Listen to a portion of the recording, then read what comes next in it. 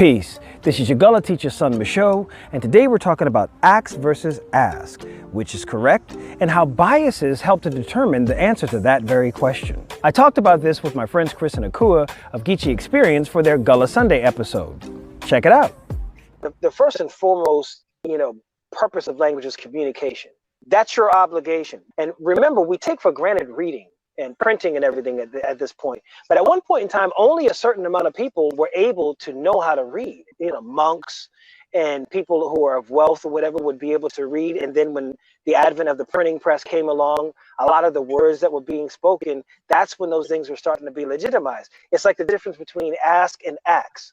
People constantly correct Black people for saying ax as opposed to ask. Well, it wasn't originally ask. There was always, in different dialects, ax came first or close in line with ask.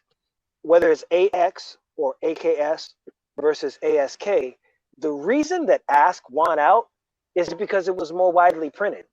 In the version of the text in the Bible, it was more widely printed. So since more people saw it spelled that way, more people started to say it that way.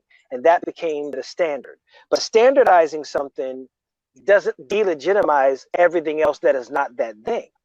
It simply becomes the standard for that particular context and those particular people. But ax never went away.